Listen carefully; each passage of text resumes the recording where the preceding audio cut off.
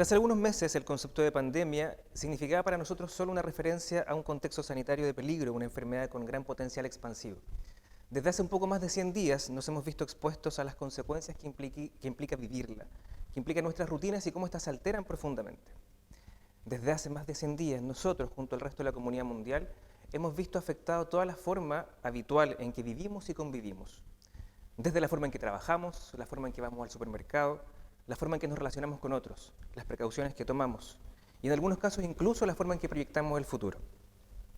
En ese contexto, cuando ponderamos realmente la gravedad y la magnitud de esta situación, parece muy esperable, e insisto, esperable y normal que esto nos impacte en algún nivel. Cuando hablamos de impacto, estamos hablando simplemente de una respuesta normal frente a situaciones que a veces no lo son tanto.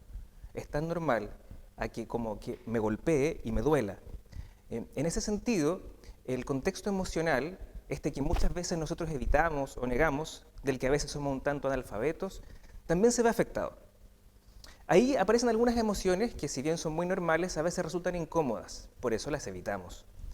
Dentro de ellas me atrevería a decir que las más impopulares son tres: el miedo, la rabia y la tristeza. La emoción no es más que una respuesta psicofisiológica a un estímulo, externo o interno. Psicofisiológica porque tiene una connotación psicológica, hacemos una valoración respecto a eso, si es buena o mala, adecuada o no. Y fisiológica porque hay parámetros físicos que se afectan de manera distinta en cada una de las emociones.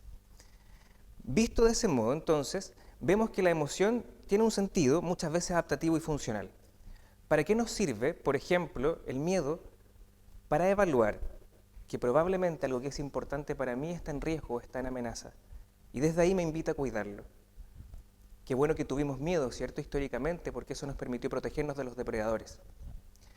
La rabia, por su parte, a lo que nos invita justamente a reaccionar frente a aquello que consideramos injusto, cuando se siente transgredida nuestra dignidad o alguno de nuestros... o empáticamente cuando vemos que eso le ocurre a otros. La tristeza, por su parte, lo que nos permite es conectar con una pérdida pasada, algo valioso para mí que ya no está disponible, que ya no existe o que murió. La tristeza lo que me invita entonces a replegarme, a vivir el duelo, a rearmarme mientras aprendo a vivir sin aquello, a honrarlo y a despedirlo. Visto de esta forma, insisto, cada una de estas emociones nos permite reaccionar de manera adaptativa frente a determinadas situaciones. Ahora bien, hay respuestas que son un poquito más marcadas. La emoción en sí misma tiene moderada intensidad, es de corta duración. Cuando entramos más tiempo, en algunas de ellas estamos hablando de otra cosa, de estado de ánimo. Y esto tiene que ver con las historias de nuestros respectivos aprendizajes. Tendemos, cada uno de nosotros, a entrar más fácil en algunas emociones que en otras. Y seguimos hablando de la línea base del normal. A veces muy incómodo, pero normal. Otra cosa tiene que ver, cualitativamente distinta, dimensionalmente distinta también, la emoción psicopatológica. ¿Qué es lo que caracteriza a esta y a la que tenemos que estar atentos? Aquella que es muy invasiva, muy intensa y que en lugar de ayudarnos a responder a una situación en particular, afecta nuestra funcionalidad o nuestra posibilidad de adaptarnos. Y ahí cabe claramente buscar ayuda. Ayuda profesional que va desde la psicoterapia o hasta, ¿por qué no?, la farmacoterapia. Ahora bien, si nos volvemos a la línea de lo normal, nuestras emociones habituales o estado de ánimo, hay formas en las que nosotros podemos cuidarlo o cuidarnos para que sigan justamente en ese nivel y no traspasen al otro. Ahora, en ese punto, una pequeña distinción. Si entendemos que nosotros somos seres físicos, emocionales, mentales, sociales y espirituales, la clave está en que justamente cuidemos nuestra emocionalidad cuidando estos otros dominios. ¿Y por qué? Porque nosotros existimos en coherencia. Cada uno de estos dominios se ve afectado por los otros. Entonces, podemos partir mirando, para cuidar nuestra emocionalidad, qué es lo que está pasando en nuestra cabeza. Aunque a veces no es tan consciente, nosotros permanentemente estamos en diálogos internos, en conversaciones mentales que van gatillando algunas emociones. Entonces la primera invitación es a la conciencia. Conciencia de sobre qué están versando estos diálogos internos. ¿Estoy pensando en problemas o en soluciones? ¿Estoy resistiendo a la realidad o estoy viendo cómo me adapto a ella? También hay mensajes muy sutiles que tienen efectos distintos. Por ejemplo, si me estoy dando instrucciones de no estés ansioso, lo único que hago con eso es invocar y recrear la experiencia de ansiedad. Eso es lo que hace el cerebro. Luego la niega. Es distinto, así me digo, mantén la calma. Por otro lado, también es importante saber que en este diálogo mental, y sobre todo cuando estamos en multitarea, empezamos a desarrollar un ritmo que es poco natural, ¿sí? Nos aceleramos. Y cuando nos aceleramos mentalmente, entramos en emociones más parecidas a la ansiedad, que es exceso de futuro. Entonces, desde ahí también es valioso ralentizar. Hay momentos del día en que necesitamos estar funcionando a gran velocidad y que hayan momentos donde podamos ralentizar, ¿sí? Monitorear los discursos internos, ralentizar. Y aquí aparecen importantes o valiosas también unas prácticas que han sido tradicionalmente conocidas como importantes, como la meditación, que no es más que atención plena. Permitir que el foco de nuestra atención esté en una sola cosa a la vez. Y para eso se ocupa como vehículo atencional nuestra respiración. De ese modo nuestra cabeza deja de cargar innecesariamente con todas las cosas que nos está resolviendo en este momento. Y probablemente a muchos de ustedes les ha pasado que cuando estamos pensando mucho en un pendiente y llegamos al momento de enfrentarlo ya estamos cansados. Tiene que ver con que lo estuvimos sosteniendo mucho rato en nuestra cabeza. Bueno, la meditación también está comprobado que permite secretar algunos neurotransmisores vinculados a los buenos estados de ánimo o los deseables estados de ánimo. Otra sugerencia en ese mismo sentido, que también ayuda bastante, es justamente poder tomar cierta distancia de ese pensamiento. ¿A qué me refiero con eso? Osho Rajneesh, un místico oriental, decía que nosotros muchas veces nos identificamos con lo que pensamos, como si yo fuera lo que pienso, como si yo fuera lo que siento. Ahí cabe recordar que soy mucho más que eso, esa es solo la experiencia que está cursando en este momento. Puedo tomar un pasito atrás, como quien está sentado en la vereda y ve el tráfico pasar.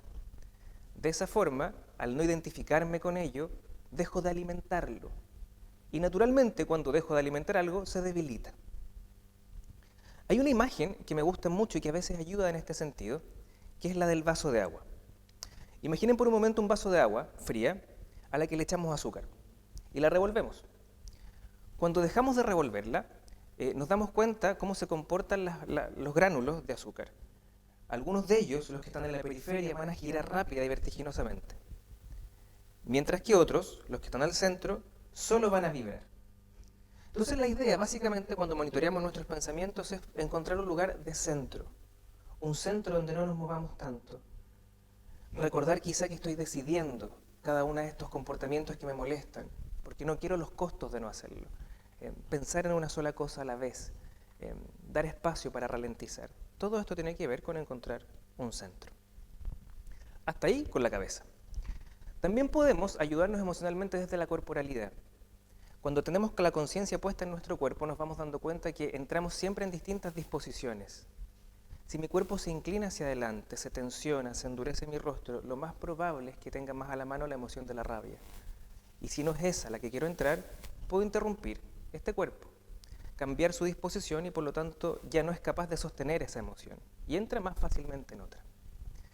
Hay estudios que ha hecho una psicóloga e investigadora chilena que es Susana Bloch. Y ella dice que cuando miramos nuestros patrones respiratorios, nuestros patrones posturales y también expresiones faciales, podemos inducir o salir de determinadas emociones. Por lo tanto, el foco ahí también es importante.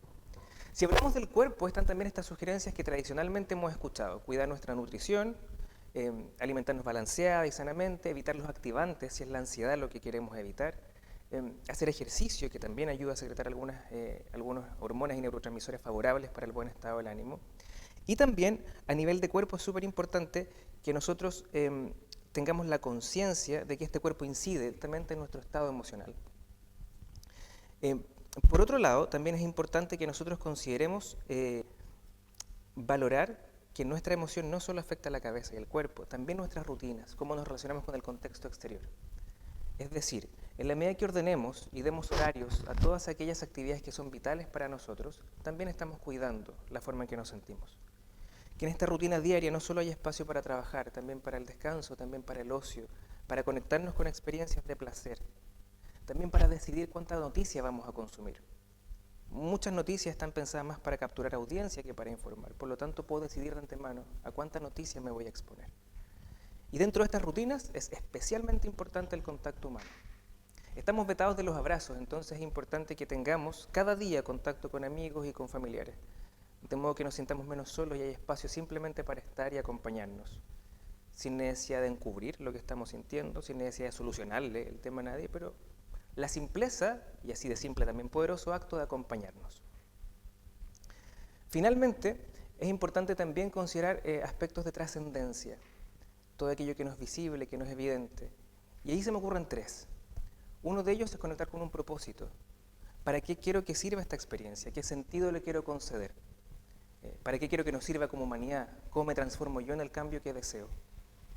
Por otro lado, nuestras creencias religiosas, la fe que sostenemos, darle espacio a sus rituales, a la oración, a conectar con la comunidad con la que compartimos dicha creencia. Y si ninguno de esos me resulta, por último, conectar con nuestra historia, con nuestro linaje. Todos tenemos un árbol detrás que ganó batallas, que instaló aprendizajes, que desarrolló recursos. Todos esos también están latentes en nosotros. Y quizá cuando nos afirmamos y nos apropiamos de ellos, también nos vemos más capaces de sostener las dificultades que hoy día el contexto nos enfrenta.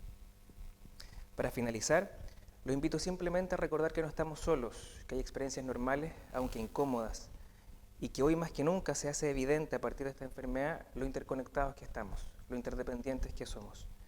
En definitiva, como lo que hago también te lo hago, lo que haces también me lo haces. Por lo tanto, el compromiso es que me cuido para cuidarte, y espero que te cuides para cuidarnos.